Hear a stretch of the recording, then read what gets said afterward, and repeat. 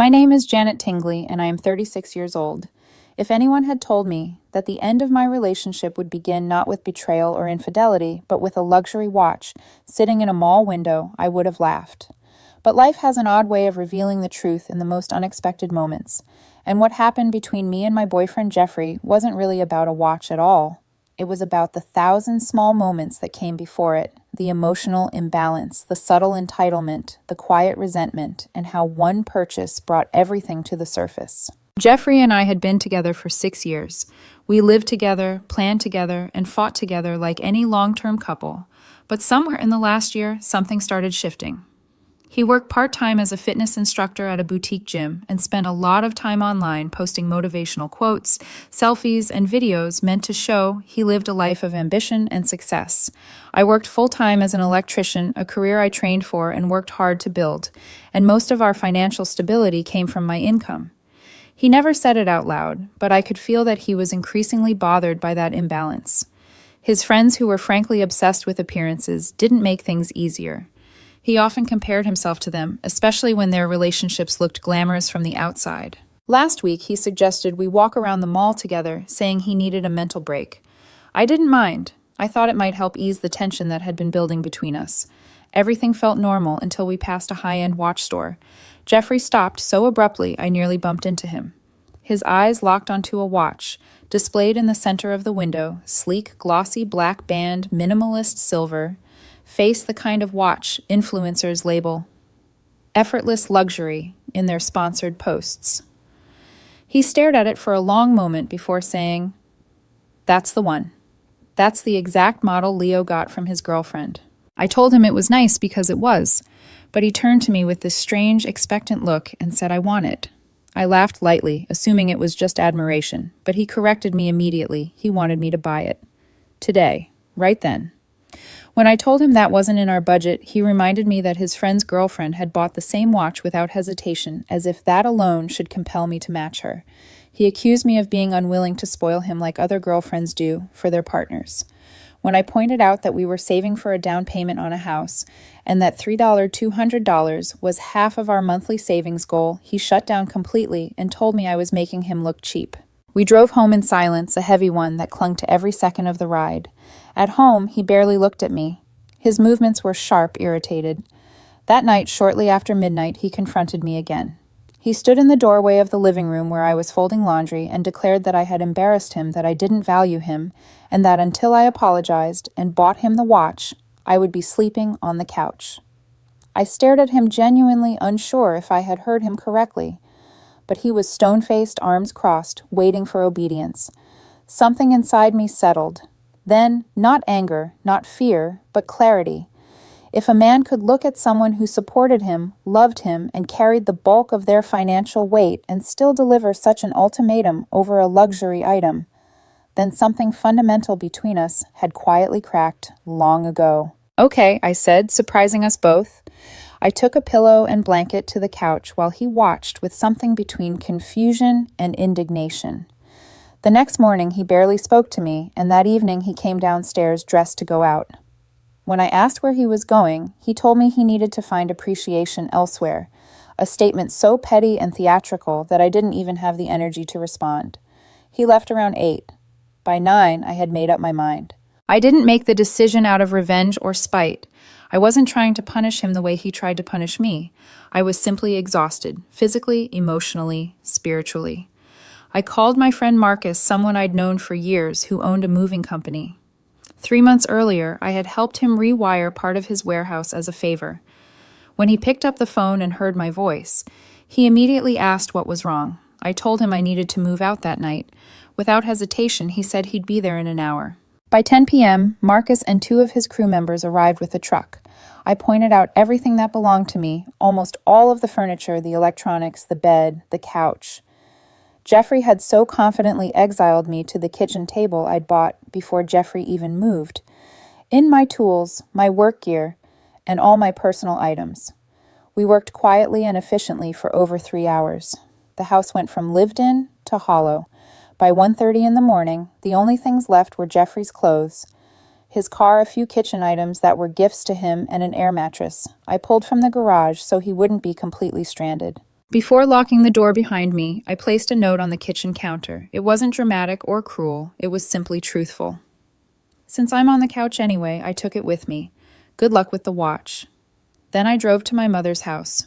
The moment she opened the door and saw me standing there with my duffel bag, she knew something had ended. I didn't cry. I didn't need to. I simply told her I'm done, and for the first time in months, I felt something close to peace. What I didn't know then was how much louder the explosion would be once Jeffrey came home and found everything gone. I didn't know what he would accuse me of or how far he'd go to punish me for leaving.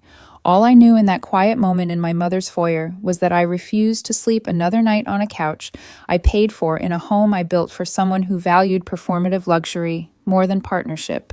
When Jeffrey finally returned home 3 days later, yes, 3 full days, he had no idea what awaited him.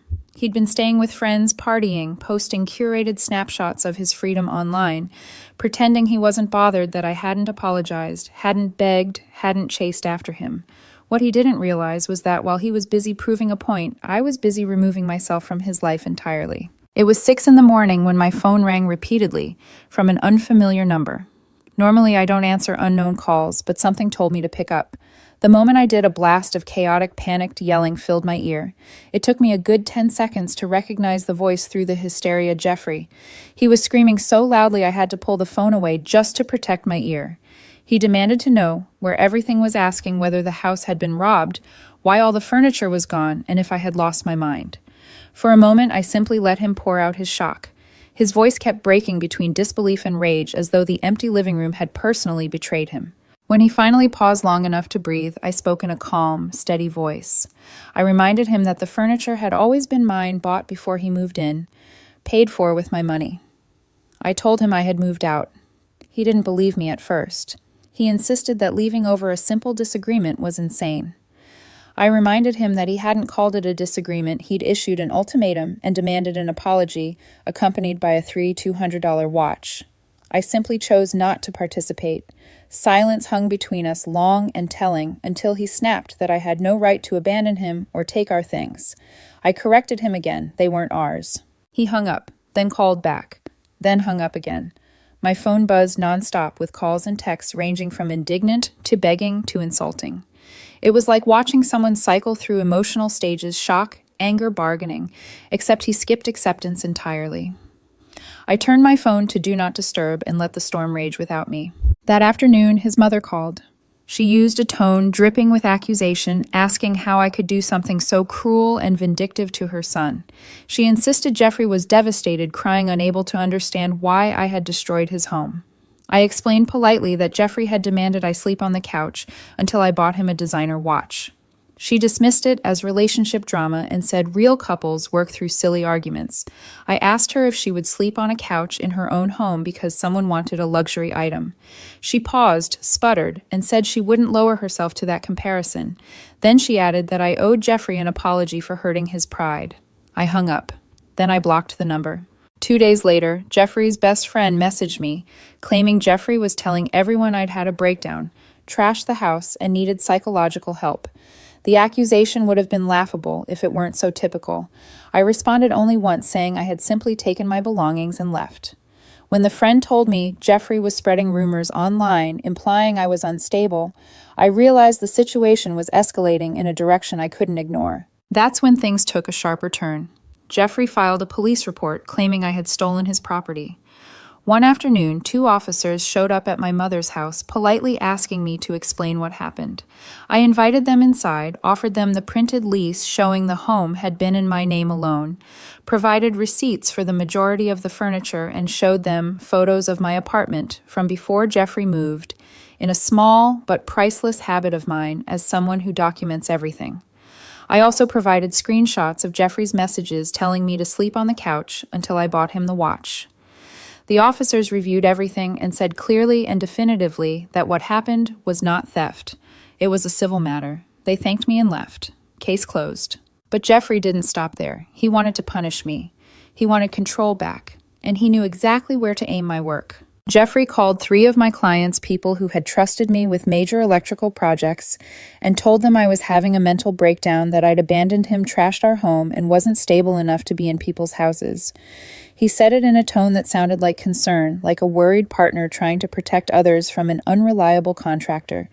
2 of the clients saw through it and reached out to me directly, but one didn't. He canceled a $6,000 job I had lined up for the following week. That loss stung, not just financially, but emotionally. Jeffrey wasn't just angry. He wanted to dismantle my life piece by piece. At that point, I knew I needed legal counsel. It wasn't a divorce, of course we weren't married, but property issues, harassment, and false allegations still required professional protection. I scheduled a consultation with a family law attorney recommended by my friend Marcus. The meeting cost me $300, but after everything Jeffrey had done, it was worth every cent. The attorney reviewed my documents, read through the text messages, examined the receipts, and quickly concluded that Jeffrey had virtually no legal claim to anything. The furniture had been mine long before Jeffrey moved in. The lease was in my name. The police report wouldn't go anywhere. The only vulnerable area was the damage he was trying to cause to my business reputation, which could turn into a defamation issue if he pushed far enough. Her biggest piece of advice was simple: do not speak to him. Communicate only through me, or not at all. So I listened. Meanwhile, Jeffrey spiraled harder the more I ignored him. He created new social media posts painting himself as the abandoned victim. He contacted more mutual acquaintances trying to spin the story his way. When none of that got my attention, he tried a different tactic, showing up at my mother's house. He came unannounced around 9 at night, pounding on the front door. My mother answered while I stayed upstairs. I heard every word. Jeffrey demanded to speak with me, insisting I owed him at least a conversation. My mother, steady and firm, told him I didn't want to speak to him and he needed to leave. Jeffrey argued, insisted, then tried to guilt-trip her, saying he was filing legal action against me for abandonment unless I returned everything I took. My mother simply said good luck and closed the door. He continued shouting from the porch until she threatened to call the police. Then he left. The next morning, he emailed me long, dramatic paragraphs mixing apologies, blame, threats, self-pity, and demands. I forwarded every message to my attorney and didn't reply. By then, the house lease had only a few weeks left, and my attorney recommended that I let it expire without renewing. Jeffrey would have to move out or sign the lease alone. The landlord later told me Jeffrey left the place in disarray, trash everywhere, the air mattress, punctured dishes piled in the sink. But that wasn't my problem anymore. I was off the lease, off the contract, and officially out of the home I once paid for. Looking back, it amazes me how quickly things fell apart, how rapidly someone can turn vindictive when their entitlement collapses. But even then, even after the rumors and the sabotage and the police report, I still didn't fully grasp just how far Jeffrey was willing to go. That part came next. The weeks that followed were some of the most draining of my life. I knew Jeffrey would fight the loss of control, but I didn't anticipate the sheer persistence of his retaliation. When people say breakups bring out a person's true character, they usually mean moments of sadness or hurt. In Jeffrey's case, it revealed something far uglier: an ego incapable of accepting accountability and a desperation to rewrite the narrative at any cost. After the incident at my mother's house and the failed attempts to reach me directly, Jeffrey escalated. He began contacting mutual acquaintances, reshaping the story to cast himself as the victim of an emotional abandonment crisis. According to him, I had left the house without warning, stolen everything we owned, and was now hiding behind my mother. He told some people I'd had a mental breakdown. He told others I'd been emotionally abusive for years.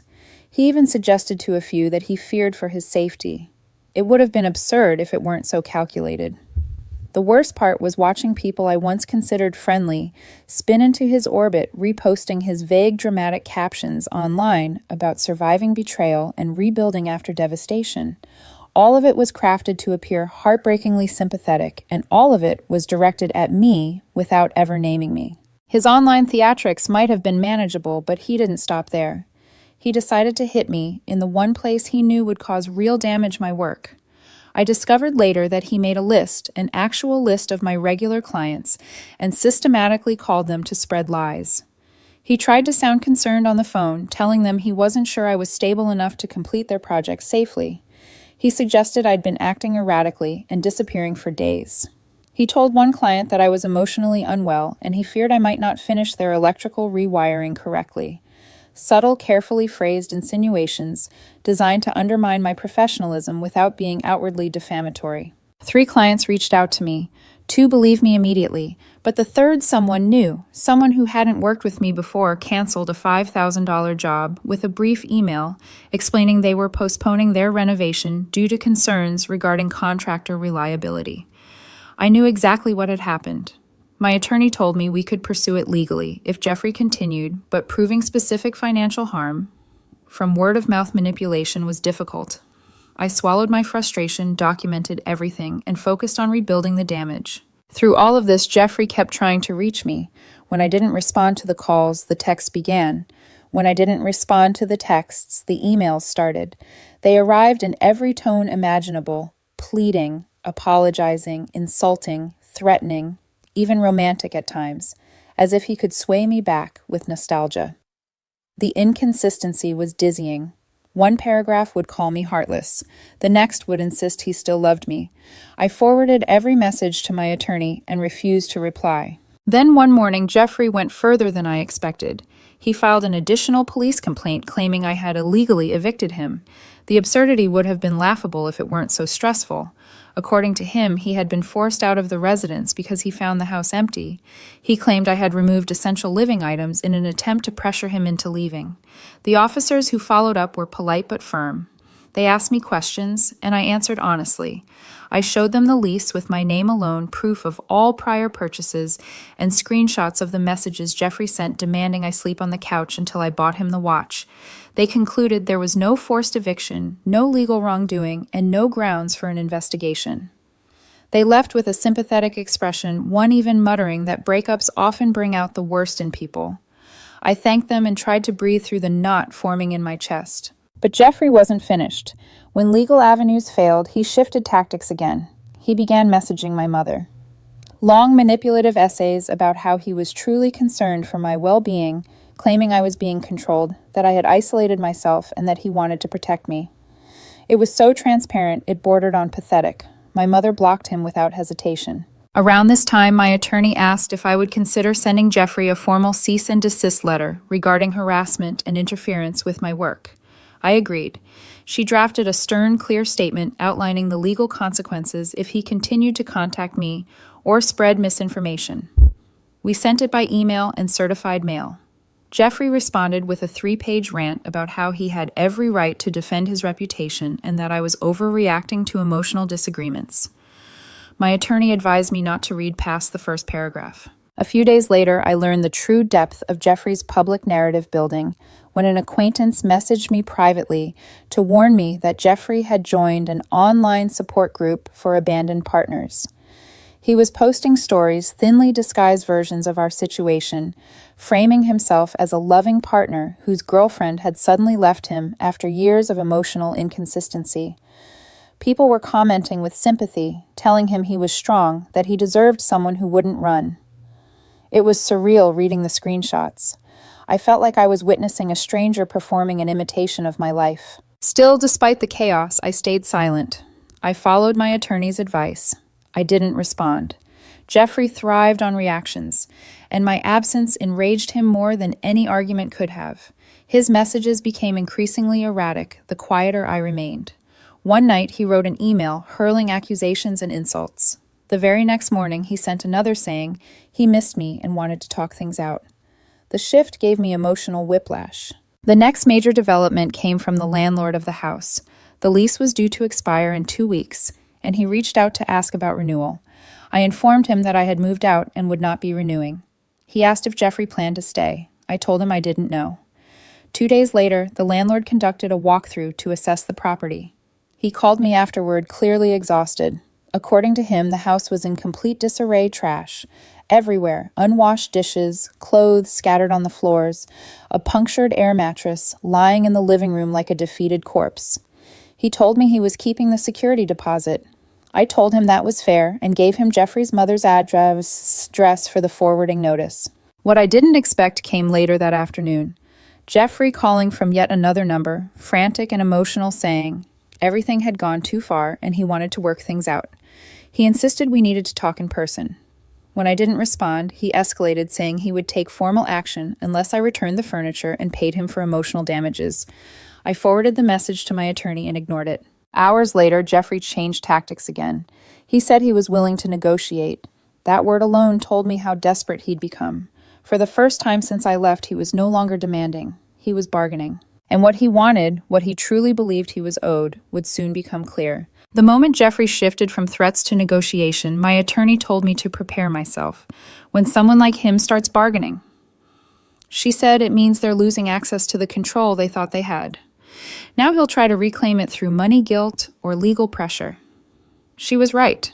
Jeffrey's next move was exactly that, an attempt to turn the breakup into a financial battlefield. It started with a long email sent to both me and my attorney. Jeffrey claimed he had added up the value of everything I took. Items he insisted were joint property. His list was absurd. He included my bed, which I bought years before he even moved in. He included the television I purchased on a Black Friday sale 2 years into our relationship. He listed the couch, the kitchen table, the shelving units, my tools, even a small rug my sister gave me as a housewarming gift. To him, context didn't matter. If it existed inside the house at any point, he decided it was ours. He demanded half the value of everything I removed, despite having contributed nothing financially to any of it. Then he went further. He wanted compensation for emotional distress, reimbursement for lost social trust, and a monetary amount for abandonment. He attached screenshots of supportive comments from his online pity campaigns, as if those strangers validated his claims. He ended the email by stating that he expected a substantial settlement, one that would reflect the damage I caused. My attorney read the entire message twice, then looked at me with a dry expression that could have dried paint. "He's bluffing," she said, "and badly."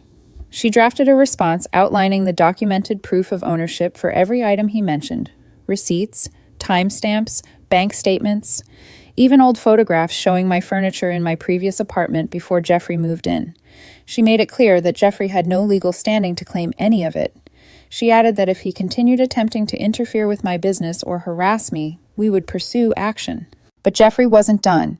His next move escalated things even further. He found legal representation, an attorney, likely fed half-truths and dramatized versions of events, and had them send a formal letter demanding $18,000 in compensation, plus damages, plus legal fees, plus the return of shared household property, plus threats of pursuing claims for emotional cruelty. It was astonishing how inflated and theatrical it all was. My attorney called it financial cosplay, which nearly made me laugh, despite how stressful the situation had become. She told me not to worry. "This is posturing," she said. "Let's counter with something reasonable, not because he deserves it, but because clean exits are often cheaper than righteous victories." She recommended making a settlement offer to end everything quickly and avoid a prolonged legal battle. After running through the numbers, legal fees, time, emotional labor, she advised, I offered Jeffrey $6,000 in exchange for him dropping all claims, him agreeing not to pursue future harassment, him acknowledging in writing that the furniture was mine, him relinquishing any attempt to contact me directly again. It sounded like a bitter pill to swallow. Paying a man who had done everything in his power to ruin my peace felt unfair, even insulting. But I also knew dragging this out could cost double, triple, even more than that. And peace, that intangible thing I had nearly forgotten existed, was now something I valued more than any amount of money. We sent the offer. Less than 24 hours later, Jeffrey's lawyer rejected it. Their counteroffer was outrageous $20,000, plus Jeffrey wanted to retain rights to certain items he never owned, and also insisted I acknowledge emotional wrongdoing. My attorney advised me to decline and warned Jeffrey's lawyer that we were prepared to litigate if necessary. While the legal back and forth continued, the lease on the old house expired. The landlord called me during his walkthrough, his tone a mixture of exhaustion and annoyance. He explained that the house had been left in terrible condition, trash everywhere, food rotting in the refrigerator, clothes thrown around the bedroom, and the air mattress punctured in the living room. He also told me Jeffrey had not bothered to remove his belongings before the deadline. The landlord asked if I wanted to collect any of the left items. I told him no. I had no interest in reclaiming anything connected to that home. He said he'd be deducting cleaning fees from the security deposit. I told him I understood completely. 2 days later, Jeffrey reached out again, this time after his attorney likely told him his claims would crumble in court. He called from a number my phone didn't recognize. When I answered, his tone was drastically different, softer, slower, less certain. He said things had gone too far, that we both needed to come to the table, that he was ready to be mature about everything. It was exhausting listening to someone twist their own narrative to avoid consequences. He asked if I would consider just talking without lawyers. I told him all communication needed to go through my attorney. He grew frustrated, insisting that attorneys make things worse and that I was being cold and aggressive. I hung up and forwarded the call to my lawyer. Later that afternoon, Jeffrey's lawyer reached out again. They said Jeffrey wanted to revisit settlement negotiations. My attorney asked what number he had in mind. The silence on the other end was laughable. Eventually, Jeffrey came back asking if I would reinstate my previous offer of $6,000. My attorney said that offer was off the table. The more time and resources spent, the lower my willingness to accommodate became. She recommended we counter with $4,000 instead and include strict terms, no future contact, no claims, no harassment, no slander. Jeffrey hesitated. He tried to negotiate up to $500. My attorney advised me not to budge. "He's folding," she said.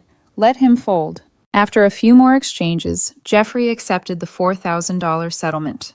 It was surreal how quickly it shifted from grand declarations of $20,000 damages to him accepting a quarter of what had been offered earlier. He signed the agreement reluctantly, but officially. The moment the paperwork was filed, my attorney told me, "Congratulations. You're done." I wish the end felt triumphant. I expected some emotional crescendo, a moment of relief or clarity or vindication. Instead, what I felt was something quieter, heavier, and far more honest. It was grief. Grief for the 6 years I had poured into someone who viewed me as a ladder, a provider, and eventually an enemy. Grief for the version of myself who tolerated small dismissals because I thought they were normal. Grief for the peace I had forgotten I deserved. But beneath the grief was something steadier, something warm and slowly expanding freedom. A freedom I didn't realize I had been longing for until the moment I signed the final papers and stepped out into a world that felt for the first time in a long while mine again. Yet even then I didn't fully grasp that the aftermath was not over. Jeffrey had one more twist, waiting, one final attempt to rewrite the story before I closed the door for good. The settlement should have been the end. The signatures were finalized, the payment processed, and both attorneys confirmed that all legal threads were tied off. For the first time in months, I allowed myself to exhale. The sense of closure wasn't loud or dramatic. It came like a slow, cautious release of tension I didn't realize had been coiled so tightly inside me. I moved into a small one-bedroom apartment on the edge of town, nothing luxurious, but clean and quiet and wholly my own. I spent an entire afternoon arranging my furniture, not the pieces Jeffrey had tried to claim, but the ones I had bought long before him, into a space that finally felt peaceful. For the first time in what felt like years, I slept through the night without waking up to arguments, accusations, or the dread that tomorrow would bring another battle. I thought that was it. I genuinely believed Jeffrey would shrink back into his own orbit once the money arrived in his account. Unfortunately, people who thrive on chaos rarely surrender it gracefully. My attorney warned me in the beginning that legally ending something doesn't always mean emotionally ending it. I didn't understand what that meant until 2 weeks after the settlement, when I received a message request on social media from a woman I didn't know. Her name was Kara. The message was long, far too long for someone I had never met, and filled with dramatic declarations about how heartbroken Jeffrey was and how he was struggling after everything I had done. She mentioned that she and Jeffrey had grown close recently and that he had confided in her about the trauma of our breakup. She said she wanted to understand my side woman to woman because she wanted to know why I had abandoned someone who had only ever tried to love me. I stared at the message, baffled by both the audacity and the transparency of the situation. It was painfully obvious Jeffrey had likely moved on, attached himself to someone new, and immediately begun rewriting the story for his next audience. I didn't respond. I blocked the account. My silence, I was learning, was my greatest form of power. A few days later, another message arrived, this time from a mutual acquaintance I barely kept in touch with. She said Jeffrey was telling people he had won the breakup because he had gotten a settlement out of me, framing it as if I had paid him out of guilt rather than strategy. Again, the noise wasn't surprising. People like Jeffrey crave a narrative where they're victorious, admired, justified. I didn't respond to her message either. My new life was too quiet, too peaceful, too fragile to drag back into his orbit. But the real shock came when I went to pick up some electrical supplies at a local shop. One of the employees there, a friendly older man who had known me for years, asked gently, "Are you doing better?" When I looked confused, he told me Jeffrey had come in the previous week to buy a few fitness items the shop occasionally sold. Apparently, Jeffrey told him I'd left suddenly during a depressive episode, implying I was unstable and needed professional help. Hearing that made my throat tighten with a mixture of anger and disbelief.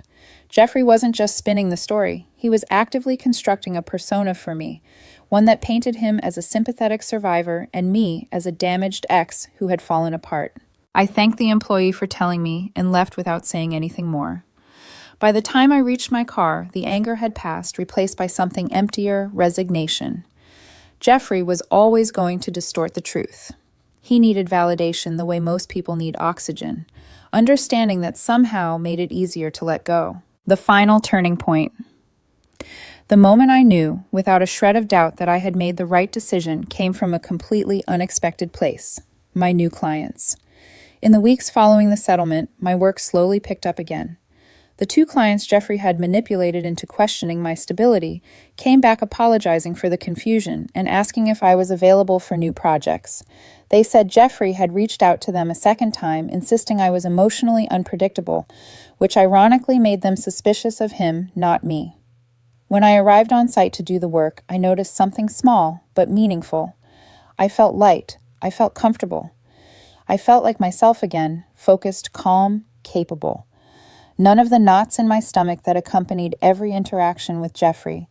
None of the tiptoeing, none of the internal bracing for criticism. In quiet moments at home, I reflected on how many times I had rationalized Jeffrey's behavior over the years. How often I had dismissed my intuition, convinced myself that his insecurity was normal, that his need for attention was harmless, that his dramatic reactions were just symptoms of stress or loneliness. But seeing the contrast how peaceful life felt without him made me realize how deeply I had been living in survival mode. It wasn't love anymore. Maybe it hadn't been love for a long time. One evening, about a month after everything was finalized, I received a final message, not from Jeffrey, but from his mother. It was a short paragraph accusing me of ruining her son's life, claiming he was broken and struggling financially, and that a real woman would have stuck by him. The message might have bothered me once. Instead, I read it with an unexpected clarity. Jeffrey hadn't changed. His behavior was learned, enabled, reinforced. If anything, that message confirmed I had escaped not just a toxic partner, but an entire ecosystem that demanded I sacrifice myself to keep someone else emotionally afloat. I blocked her as well. Time passed. My apartment became a haven. I bought a low-maintenance plant and kept it alive, which felt like a small victory. I made dinner for myself without rushing or negotiating schedules. I slept deeply, dreamlessly. My tools found a new home in the hall closet neatly arranged. I picked up a few new clients, an elderly couple renovating their kitchen, a school needing some electrical updates, a neighbor wanting to install new light fixtures. Each job reminded me of the stability I had always provided for myself long before Jeffrey entered my life, pretending he was the one who brought meaning into it. One afternoon, while I was installing a new panel in a client's basement, she casually asked if I was married. I hesitated, then told her I had recently left a long relationship. She nodded and said something so simple, yet so profound, I still think about it. Good for you. Life's too short to spend it with someone who makes you feel small. She was right. Jeffrey's $3 $200 watch still sits in that store window, untouched and meaningless. While I finally sleep peacefully in a bed no one can banish me from, I walk into my home without bracing for tension. I wake up without dread. I don't miss him, not the way he wanted to be missed, not the version he pretended to be. I miss the woman I was before I started shrinking myself to fit his insecurities. And now that I have space to grow again, I'm getting reacquainted with her. I didn't win or lose anything with the settlement. I